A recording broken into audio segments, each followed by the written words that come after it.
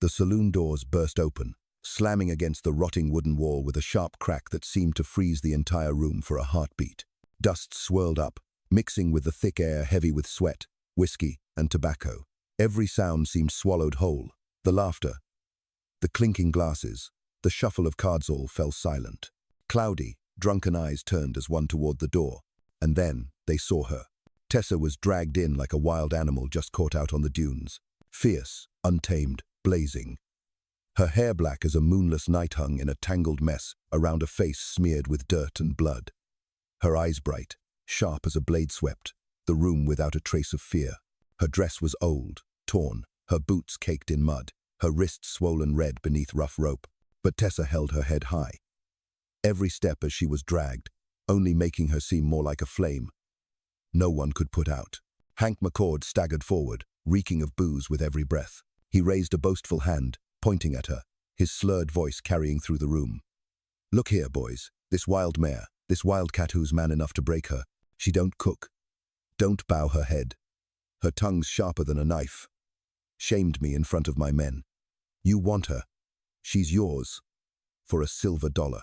Laughter, shouts. The pounding of mugs on tables erupted like thunder. A giant blacksmith cast a hungry look. Who the hell could ride that one? Huh? Who dares try? But Tessa stood firm, chin high, eyes blazing. You don't even dare take the reins yourself.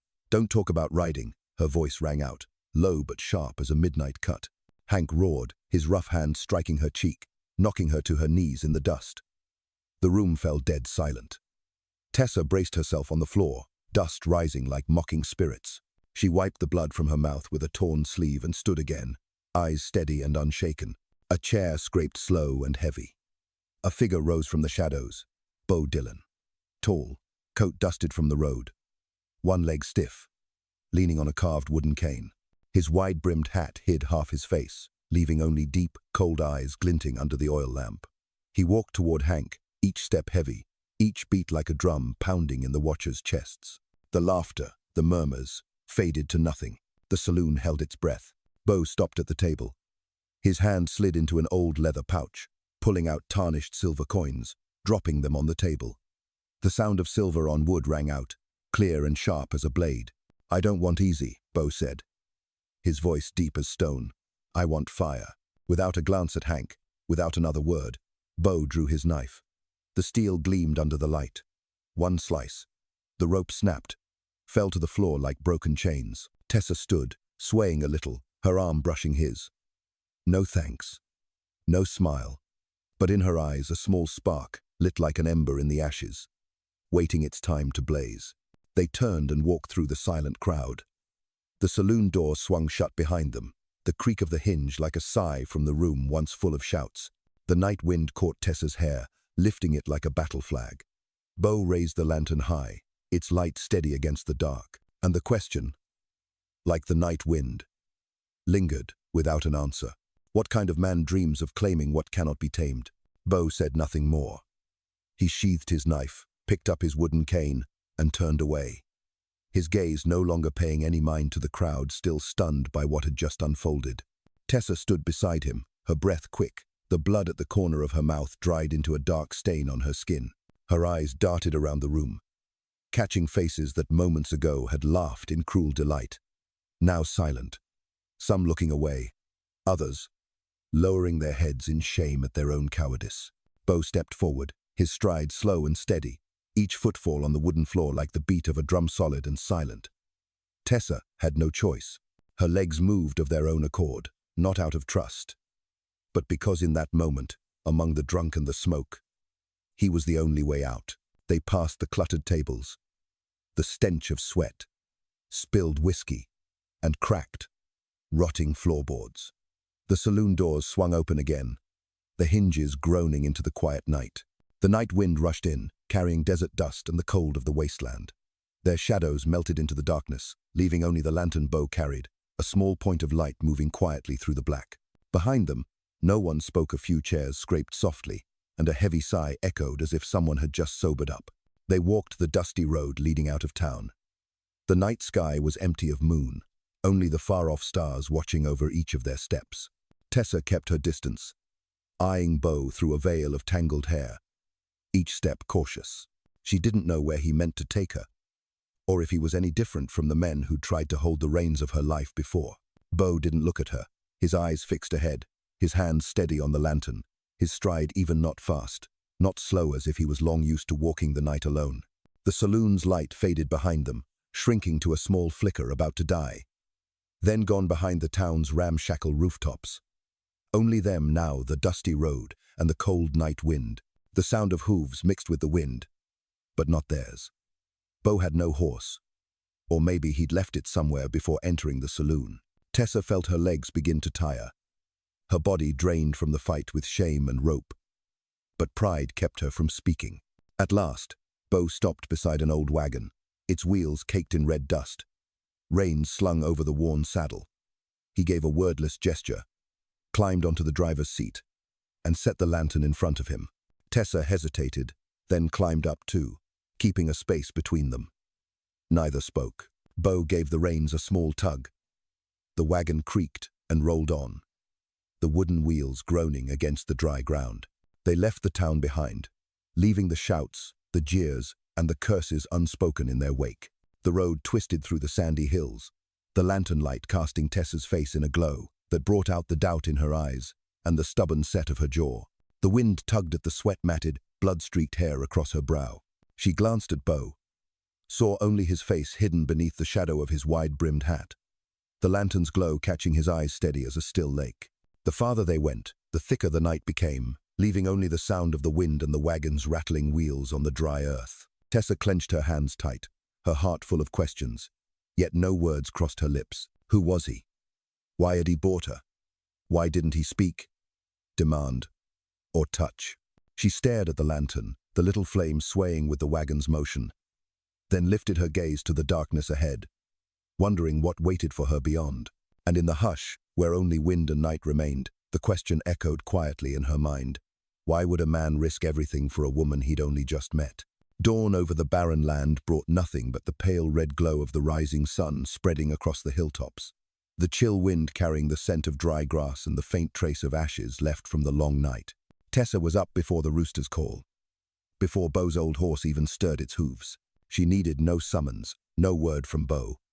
Her body was long used to the harsh rhythm of life, to taking care of things herself. Each morning she stepped out from the small loft, hair tied back loosely at her neck, the thin shawl over her shoulders no match for the morning cold. With a broom in hand, she swept the red dust from the wooden porch, gathered the stray bits of straw left from the night, picked up the dry twigs the wind had scattered from the pile. Bo stood at the stable door, leaning lightly on his familiar cane, his eyes following her every movement. He said nothing, asked nothing. He simply watched, sometimes squinting as the first light of day touched his face. It wasn't the look of a rancher eyeing a worker, nor of a man weighing his gain, but the gaze of someone still learning what it meant to have another soul beside his own. Tessa paid no mind, or at least made it seem that way. She carried water from the well, lit the fire for tea, rolled up her sleeves, and fixed the section of fence the night wind had broken. Her bare hands gripped the wire tight, the skin splitting at her fingers without her noticing gore. If she did, she didn't care. She was used to it. Pain was just part of the day. Bo saw, breathed out a quiet sigh, and turned into the house. Moments later he came back with a pair of worn leather gloves, patched in places, torn in others, but still whole enough to guard a small hand. Without a word, he set them on the porch rail, right where her eyes would land when she looked up. Tessa was fastening the last length of wire when, too weary, she lifted her head and their eyes met for the first time in a silence without dust or the crowd's wild shouts. "Don't do it like you're paying off a debt," Bo said, his voice low like the night wind brushing the eaves. "Do it like you belong here." Tessa looked at him, said nothing, simply picked up the gloves and slipped them on. They fit. The lingering warmth in the soft leather made her hands tremble, just for a moment. A moment enough for the cold walls around her heart to crack. Small, but real. Days passed, neither breaking the quiet, with questions that didn't need asking. Bo left water where she washed the greens, fed an extra log to the fire when he saw her draw her shoulders in from the cold. Each morning, Tessa poured an extra cup of coffee, nudging it toward him on the porch. The glances between them came quick as the breeze. Enough to see, enough to know, but never lingering.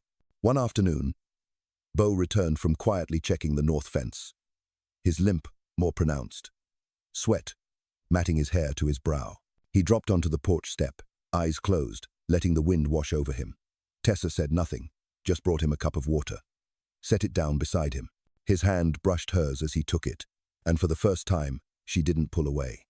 Bo opened his eyes, met her Gazano just wary now, but carrying a worry she hadn't had time to hide. "Tomorrow," he said softly, "we'll check the south fence together. That land the horse knows the way better than we do." "Oh," she gave a small nod, for the first time feeling lighter from a request wrapped not in command, but in shared purpose. The next morning, they rode side by side, Bo's old horse pacing slow with her black mare. The sound of hooves on dry ground fell like an old song. Now and then, Bo pointed to a broken post. A glance, a nod, and Tessa understood, dismounting to help. At night, in the crackle of the fire, Tessa poured 2 cups of coffee, setting one before him without waiting for him to ask. Bo took it, looking at her longer than usual, his gaze warmer than the flame between them. They sat together, no words, only the fire, the wind, and the breath of 2 souls once lost, beginning to find a sliver of peace. But in Tessa's heart, and in Bo's, the question still echoed in the night. Could she trust him? Could he even trust himself? That afternoon, the sky turned grey and heavy, clouds pressing low over the wooden rooftops, a storm brewing close. The wind slipped through the cracks, carrying the damp chill and the iron scent of the thunder waiting beyond the hills. Bo worked at fixing the barn door the night wind had shattered, hammer in hand, his knee bent slightly as always, balancing against the ache that came with the change in weather.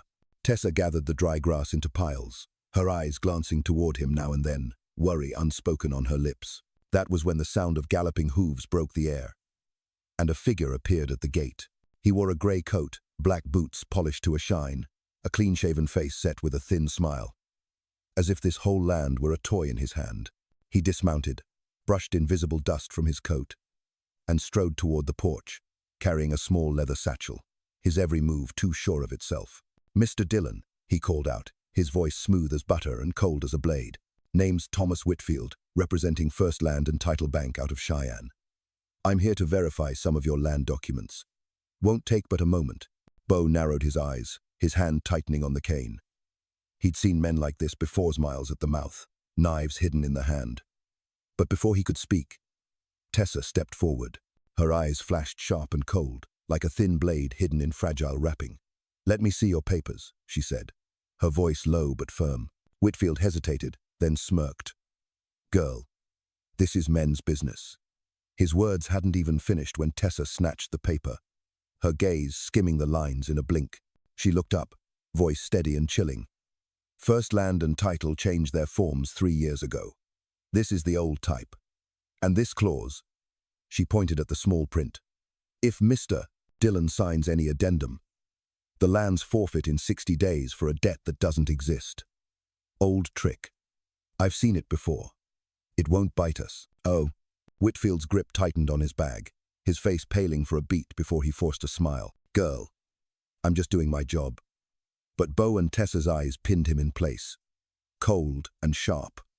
As the storm winds coming, he stepped back, swung onto his horse, and rode off, hooves fading into the storm's howl, leaving behind a silence heavy as stone. Bo turned back toward the barn, determined to finish the task. But the wind rose stronger, slamming the door down, the rotted wood cracking loud. His leg gave out, and he fell hard, the sound like a stone dropped in a dry well. Tessa heard, ran out without grabbing her coat, the wind cutting her face raw. Bo lay there, pale, cold sweat beading on his brow, his hand clutching the cane without strength. She dropped to her knees, voice rough with fear. "Don't move. Let me." Her arms wrapped around his back, gripped his coat tight, and she strained to lift him bit by bit, breath fast, not from the effort, but from the worry. Bo clenched his teeth against the pain, his eyes half closed, but he opened them to look at her, the distance between them gone from his gaze. Tessa helped him to the porch, sweat mingling with the cold wind, her heart pounding like a drum in the storm. She eased him against the wall, wiped his brow with her sleeve, her hands trembling from weariness. Bo gave a tired, warm smile. "You saved me." Tessa laughed, the sound out of place in the storm's fury. "You saved me first. We're even now." That night, the fire crackled in the stove, wind howled around the porch. Bo sat back in his chair, eyes on the flames. Tessa beside him, gaze far away. Her voice broke the quiet, soft, halting. "Back then, I lived on a big ranch. The owner forged my father's name for a loan. Sold me off to pay it back. My ma was gone before that. They said I was too wild. No one could teach me. I thought I'd forgotten. But every time someone asks for papers, a signature, I remember. Hurts like an old scar when the storm comes." Bo listened, said nothing, offered no empty comfort. When she finished, he only said, quiet as the wind, "Here, no one asks for your papers. Here, all that matters is you know who you are." The wind still howled outside. But inside the small house, for the first time, Tessa felt the silence wasn't an enemy. In the flicker of firelight, the distance between two broken souls seemed patched together by the few words spoken, and the quiet that needed no more. And that night, the question still lingered, silent between the gusts. Could they build something real from the ashes of what was? After that stormy night, the ground beneath the porch softened, showing cracks where the wild grass had been beaten down by the wind. Tessa knelt by the steps, bare hands digging through the cold earth, slow and careful, as if afraid to break the fragile bit of hope that had just begun to sprout. She planted small clusters of flowers, tiny green shoots trembling in the morning breeze. With each handful of soil pressed down, each seed dropped into place, came a silent whisper. Even flowers on stone can bloom, if given enough water. Bo stood in the doorway, cane in hand, quietly watching. He didn't step closer, didn't speak. He only let her have her space. Let his gaze bear witness to every gesture of this woman who had weathered so many storms, yet still had the courage to lay down seeds of hope on this dry, barren ground. That afternoon, as the golden sun slanted across the porch, Bo returned with a small bundle wrapped in worn, coarse cloth. He stepped forward without a word and set it beside her basket of seeds. Tessa looked up, surprise mingling with a trace of unease. Bo gazed out toward the grassy hills, where the wind played with the dry bushes. "My mother saved these seeds. She said one day, when this house was peaceful enough, she'd plant them, but she never got the chance. I didn't think I'd ever hand them to anyone, until now." Tessa didn't answer. She only drew the bundle close, as if holding tight to the trust just given. From that day on, beside the porch, new green shoots began to rise fragile, but strong against the stones and dust. Then, one early morning, before the sky had fully lightened, Tessa stood by the porch, eyes on the trail winding into the mist. In her hand was a small cloth bag, the only belonging of someone who didn't want to carry the weight of leaving. The breeze caught at her hair, her hem, as if trying to hold her back, but without the strength. She stepped off the porch, past the dew-damp flowers, through the doorway that had kept her company, through so many silent nights. The creek appeared beyond the old willows, its water moving slow, catching the pale light of dawn. Tessa sat on a flat stone, eyes on the stream, on the wounds not yet healed, on the doubts she hadn't let go. The sound of hooves came, slow and steady, then stopped on the hill.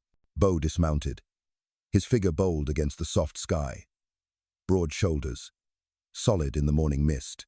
He said nothing, just walked, step by sure step, until the space between them was no more than a breath. "You left before breakfast," his voice came, low and soft as the wind brushing the water.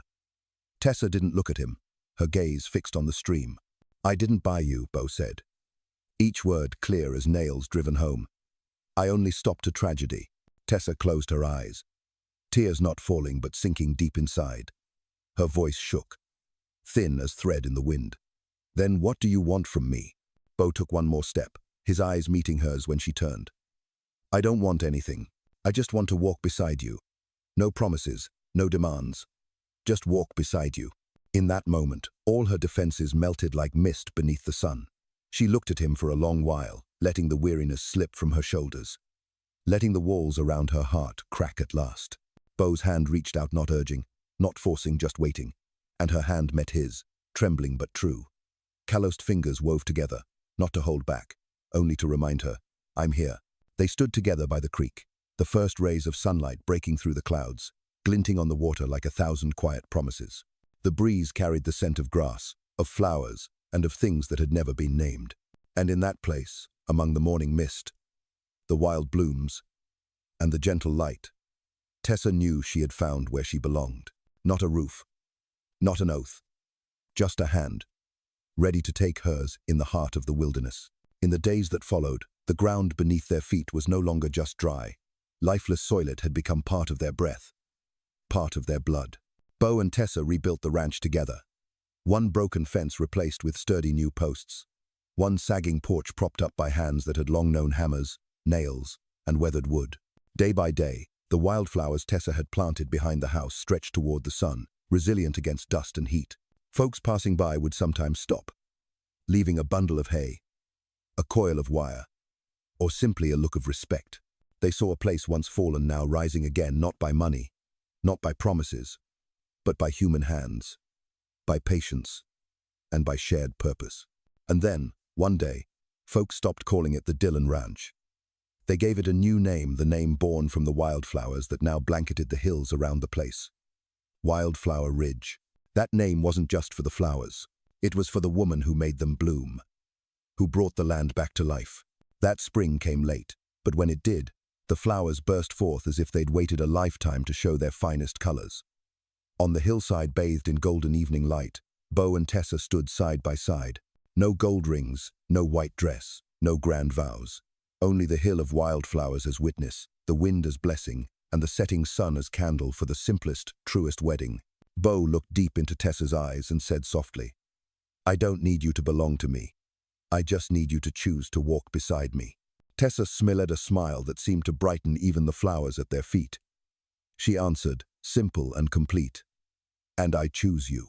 There was no tight embrace, no grand promises, just a thin cord of wild grass that Tessa tied around Bo's wrist, and a sprig of wildflower that Bo tucked behind her tousled hair.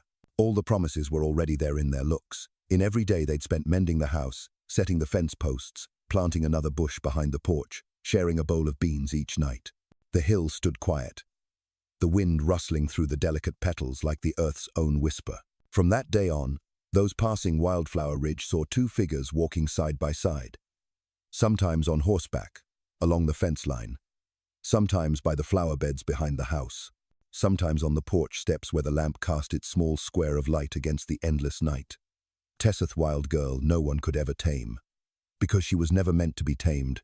She was meant to be free, for the wind to touch her hair, for dust to cling to her boots, for her gaze to remain proud.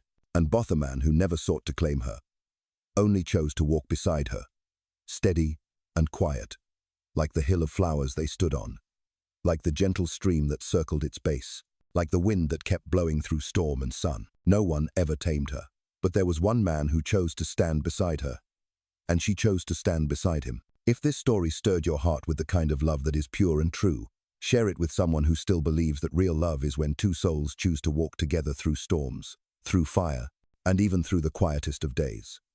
Because somewhere, on a hillside full of wildflowers, there may still be souls brave enough not to tame, but simply to walk side by side.